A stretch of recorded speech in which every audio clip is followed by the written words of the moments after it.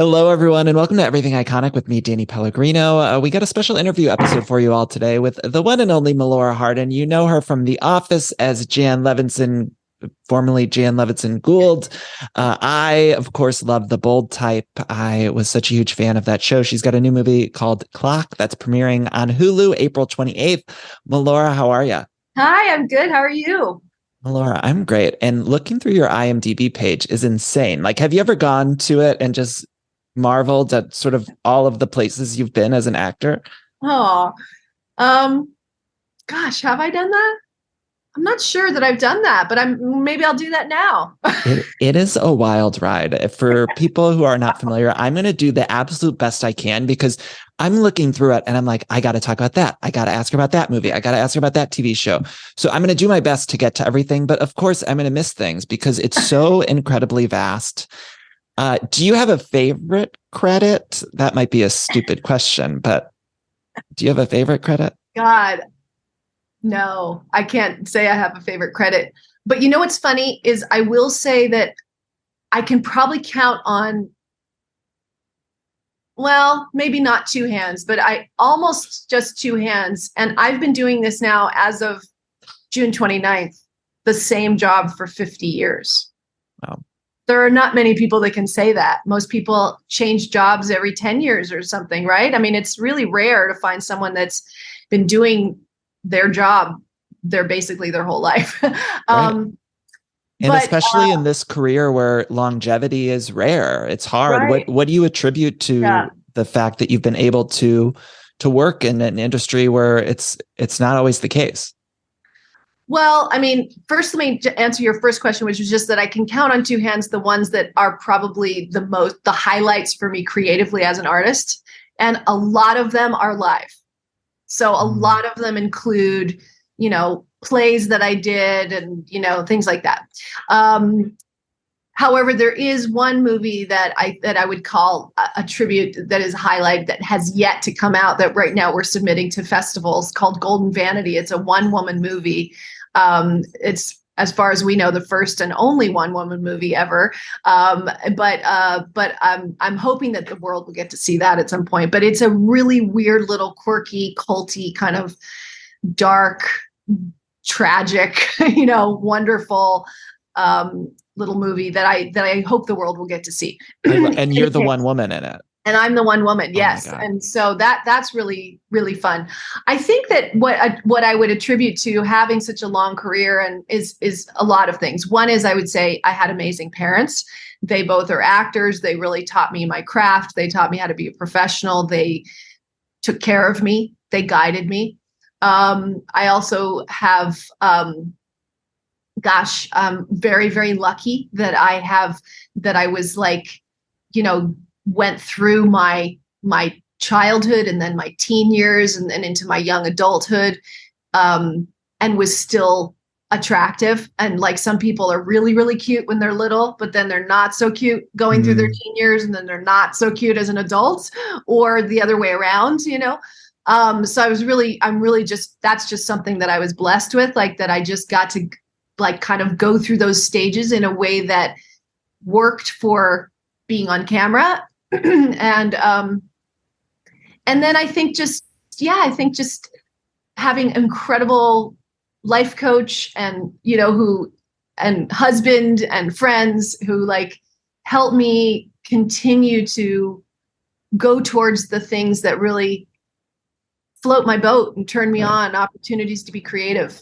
And I think that I'm focused on that. Like I'm focused on the art and the joy, Yeah, and it's really impressive for anyone who maybe isn't familiar with your work outside of acting. You've also you're a brilliant artist and you're a brilliant singer, and you even directed too. I know you directed an episode of The Bold Type. Do you want to direct more, do you think? I do. I love directing. Directing is definitely something I love, and I'm hoping to be directing a movie this summer.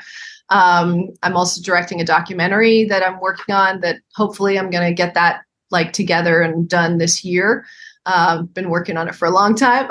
So it's currently called Hunter's Thunder. So I can't wait. I saw that on your website. Yeah. I want to ask about that in a minute, but you've been in so many different projects. Is there a scene partner or someone that you've acted alongside that you would say is the best person that you've gotten to act alongside? Does that make sense? Wow. Gosh. Or one or Oh, two or people so that sort of come many. to mind? So many. I mean, like I did an Athol Fugard play that he wrote and directed, called My Children, My Africa, alongside Brock Peters and Sterling Macer Jr. Both of those guys just stellar actors. Highlight. I did. I would say all the actors on Transparent. I loved working with Amy Landecker, with Jeffrey Tambor, with Gabby Hoffman, with Jay Duplass, with Alexandra Billings. Just incredibly gifted actors. Steve Carell was incredible to work with. Amazing at tossing the ball back and forth. The two of you together. I So, mean, come on. yeah. The two of truly my favorite part of The Office was anytime Jan was on there. Yeah. And I know I'm skipping around a bunch, but since you brought up Steve Carell, I have to ask about that. The dinner party episode of The Office is widely regarded as probably the best episode of The Office. And it's really centered around you and the Michael Scott character. And specifically, I wanted to ask about the scene where you put on your former assistant's music and you start dancing around. And I wondered if how rehearsed was that dance, and anything you could tell me about maybe that specific moment of the episode? Yeah, no, actually, it is a very specific moment of the episode, and I am a dancer, so for me I was very, very specific in my own mind that I wanted to be just a little off the beat. I wanted to be a little bit like kind of just too much in the reverie of the memory of Hunter being her, probably in my mind, she kind of awakened his sexual journey. And I feel like, the sort of younger man, older woman of it all, and just the inappropriateness of her just going into that reverie. I think she's not really it's not even about the music. So she's kind of off the beat and, making everyone uncomfortable. And trying to twirl with Jim. Yeah. There's that moment that just kills me. That just came to me in the moment. That was just like a moment that was not planned. That just came. It's so good. It's so good. It also must be so strange because that show, I just got off a tour, and every time I'm traveling, I don't have cable. I normally stream things and watch stuff that way. But whenever I'm traveling and in a hotel room, I'm putting on the TV, and without fail, no matter what time of the day, The Office, Modern Family, they're always airing. Those are the two shows that I find in a hotel room on multiple different channels, which must be good for residuals, hopefully, but also must be weird that no matter where you go, even if you're not someone who has cable, you're going to see that on peripherally. That must be strange. Yes, it really is incredible to be a part of a show that has become as iconic as it has, and the character that I play has become as iconic as she has. I worked with Dick Van Dyke once on his show that his son wrote and starred in, called Diagnosis Murder, in the 80s, I guess. And what when you meet someone like that, and I, of course, at that moment in my time, wouldn't have known that I was going to go on to be sort of iconic in my time in a way that he's iconic in his time.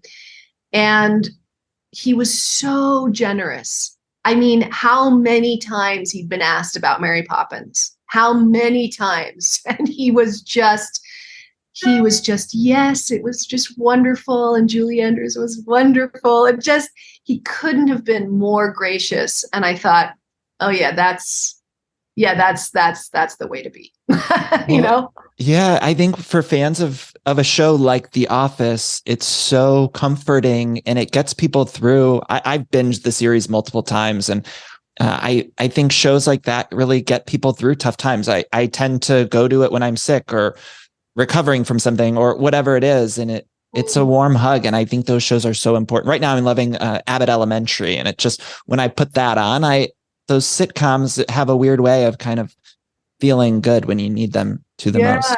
Yeah. I mentioned The Bold Type and also great acting. Did you get a chance to see Megan Fahey on The White Lotus? Oh my God, are you kidding? I'm so proud of her. She's so amazing. I Melora, know. that scene on the beach, So I think it was the last episode or something. I know. I mean, some of the best acting I've seen. And as a Bold Type fanatic, I was so happy because I think Bold Type fans knew how amazing all of you were, but to then see it on that platform was so exciting. No, she's super special. And I knew it the minute that I started working with her and the minute I met her. And she really shines on that show. She really does. And she basically can go to the moon if she'd like to.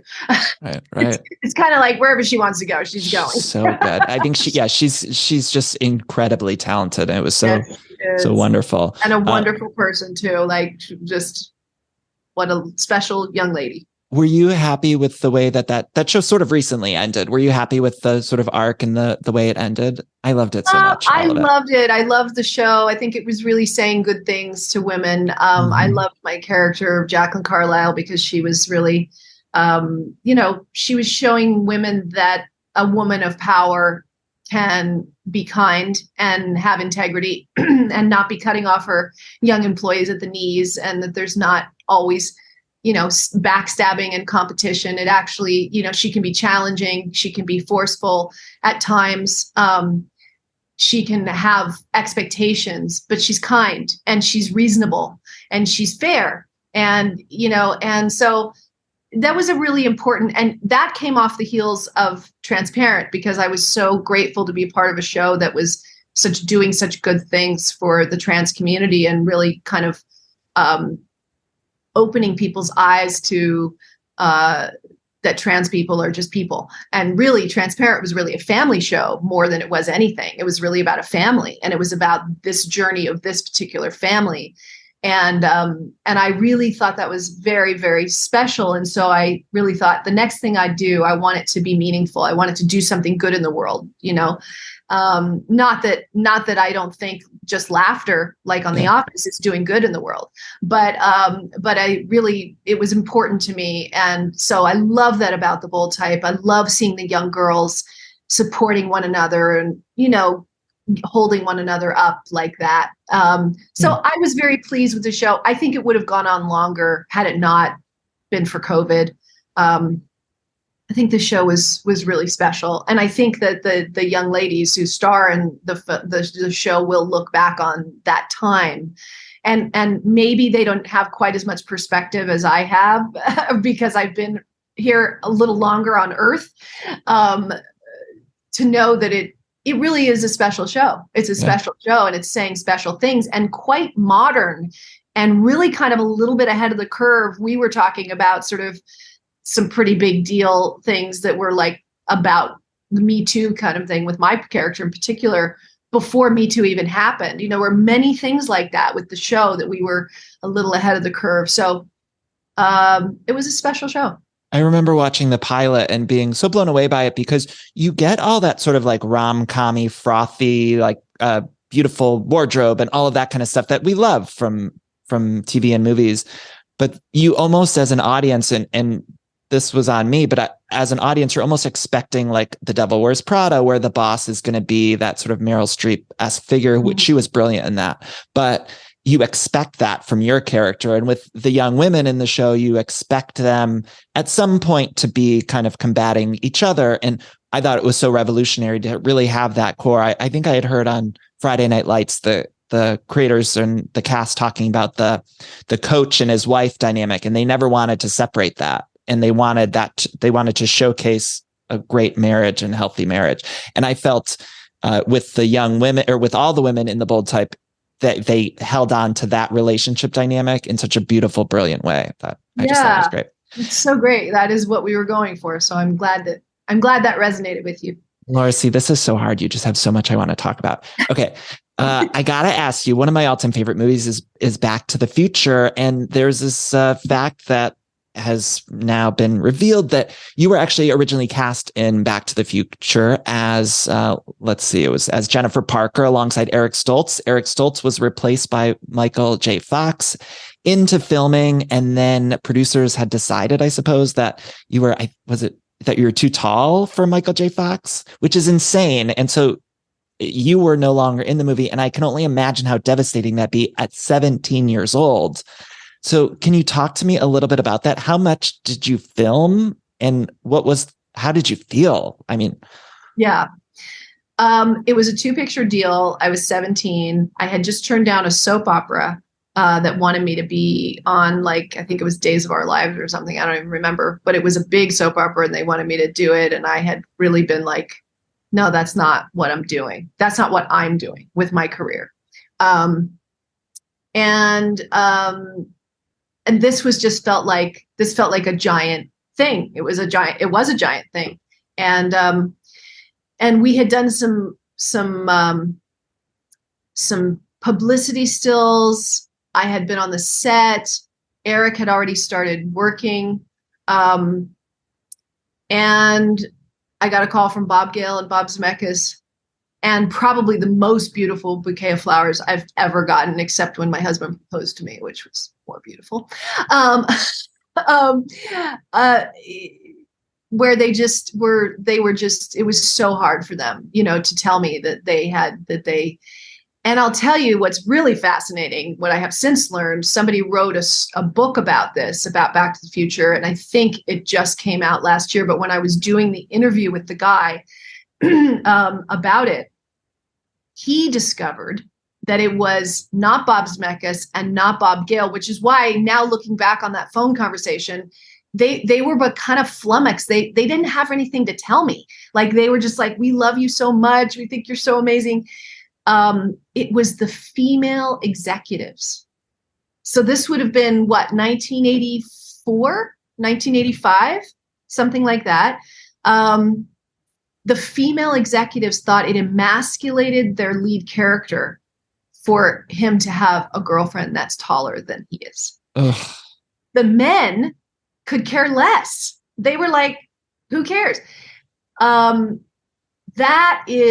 And when people say, like, we're still so stuck and we haven't done anything and nothing's happened, I want to say, we've come a long way, baby. Yeah. You would never hear female executives today saying that. You would never, ever hear female executives today saying that.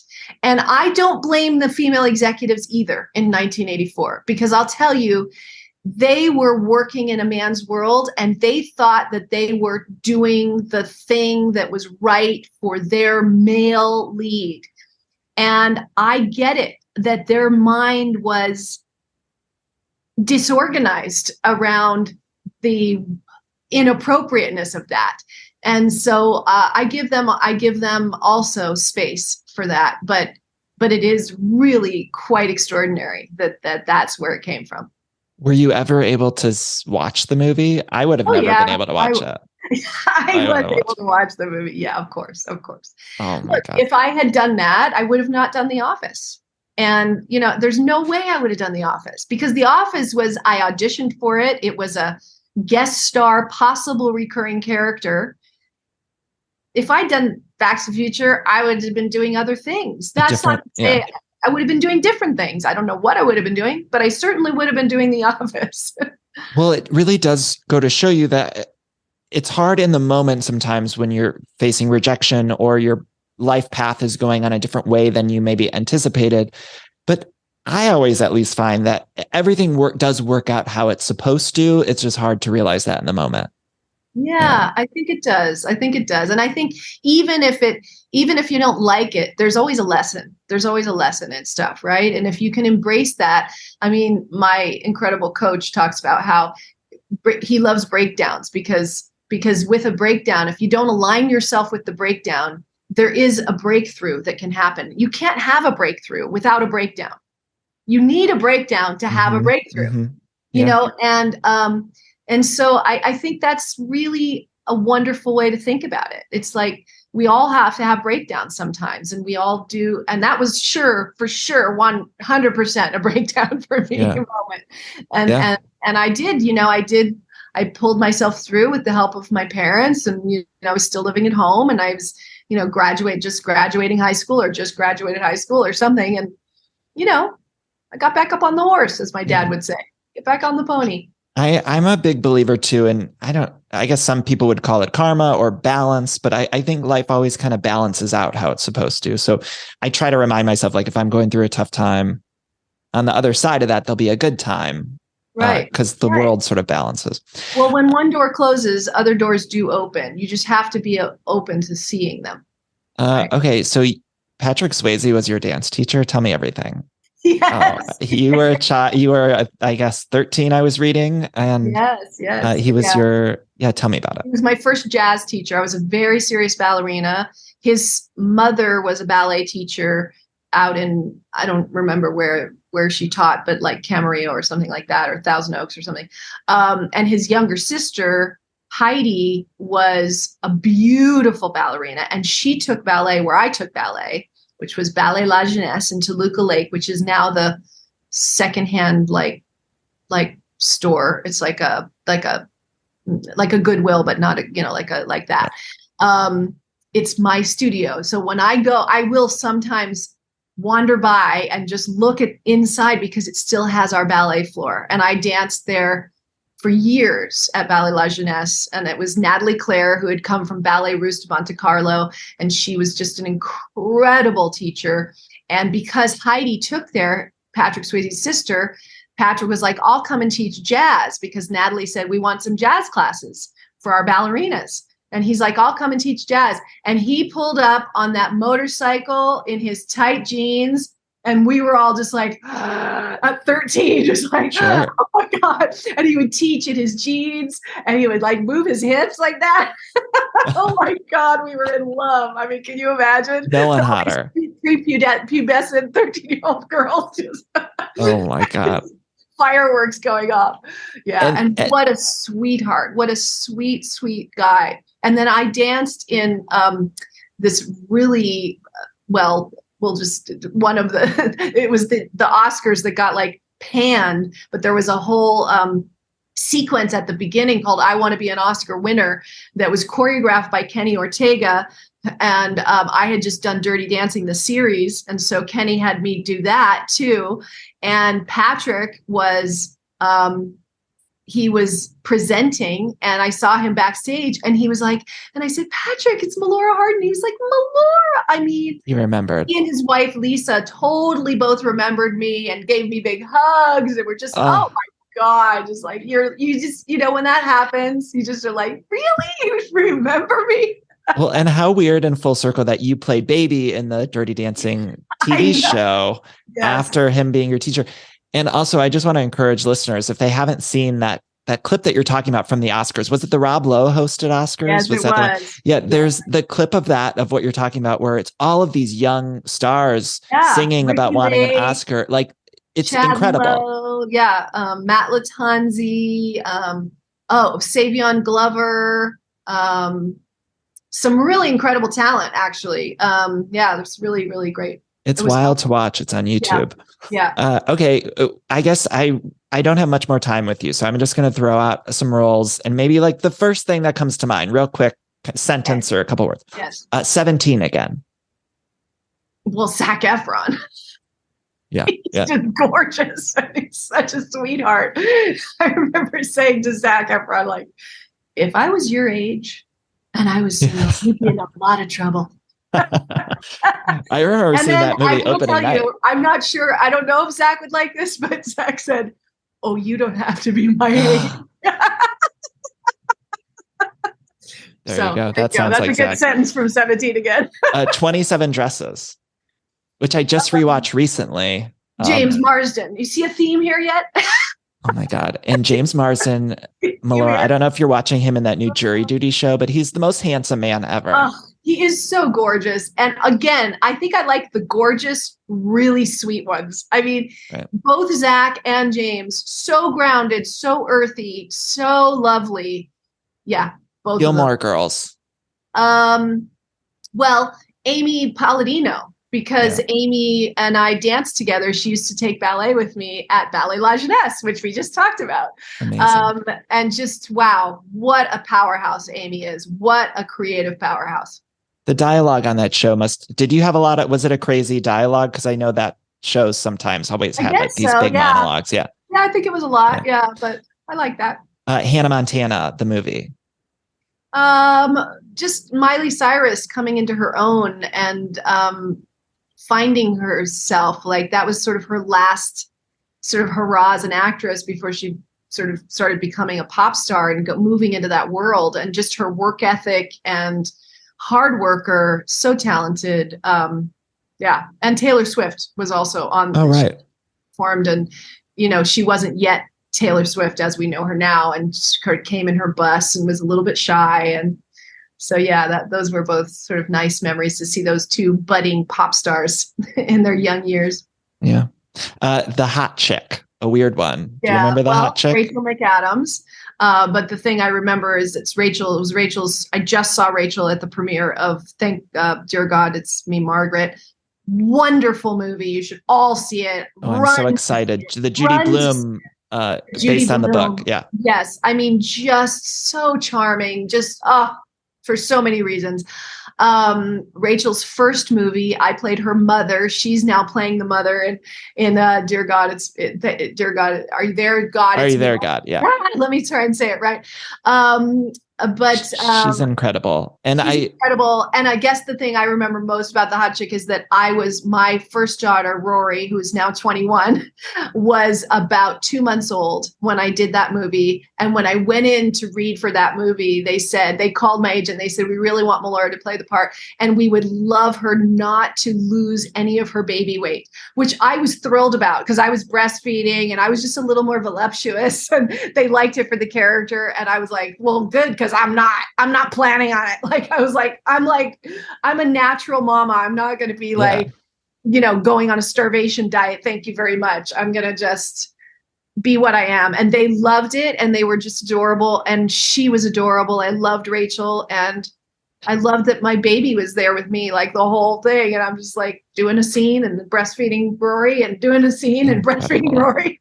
Incredible. And Anna Faris is in that too. And she's funny and everything. She's fabulous too. Yeah. Fabulous. I quickly do want to recommend there's a new Judy Blume documentary that's going to be on Amazon. I got to see it early and like, it's so good. And her work is just incredible. Yes. Melora, I know I got to let you go. Can you tell everyone about Clock, which is going to be on Hulu, April 28th? I got a chance to see it. And I mean, I don't know. I think a lot of the themes that we've touched on here in this interview and so much of your work, it's I don't know. You do stuff that feels, like you said, slightly ahead of its time. Tell me about this, or tell listeners because they haven't seen it. When they sent the script to me, I really did feel like it was kind of a feminist take on the pressure that women can feel around having children or not having children from peers, from family, from society. It was a very fresh take on that. And I'm sort of just the diametric opposite. I was like dreaming about being a mother from the time I was like 5 years old. I thought I was going to have 6 kids. I love being a mother. It's probably it's my favorite role in life. But I think that this was a really interesting take that I felt was important to start having this conversation. And I also felt like Alexis Jacknow, the writer-director, really had a unique, strong point of view that was fresh and different. And to me, I like when art sparks conversation. And to me, it sparks conversation. It sparks some thought. Yeah. Yeah. After I watched it with my boyfriend and afterwards we were just talking about, having kids and that whole conversation that the movie sparked. I felt like we had a really interesting conversation. So I want to encourage everyone to check it out. April 28th. Melora, the last 2 questions I ask all of my guests are your favorite Mariah Carey song. And then also, if you were choosing for People Magazine Sexiest Man Alive, who would you choose? Okay, well, I can do the second one first because People Magazine Sexiest Man Alive, to me, because he's my celebrity crush, is Daniel Day-Lewis. I just think he is but it's because I'm just so turned on by his talent. He's so talented. Just floors me in everything he ever does. And I got to meet him when we won our second SAG award for The Office. Coming off stage, he was coming on to present, and he was in the wings, and I'm like, we're all filing off, and he's just got this big smile on his face, and I stopped and I said, "You're Daniel Day-Lewis," and he said, "Yes, I am," and I said in his Irish accent, and I said, "Oh, I just love your work. I love your work so much," and he was like, "Thank you. I love your work," and I was like, I can go home and die now. I love it. And then the first one, the Mariah Carey, her Christmas song, of course, it would be mine. That would be a classic. Yeah. A classic. Melora, it's such a pleasure to get to talk to you. I have to wrap this up, but I am such a huge fan of your work. So thank you for everything you've given us. And I can't wait to see what you do next, because I will be watching. Thank you. Thank you, Melora. Have a great day. You too. Bye. Bye.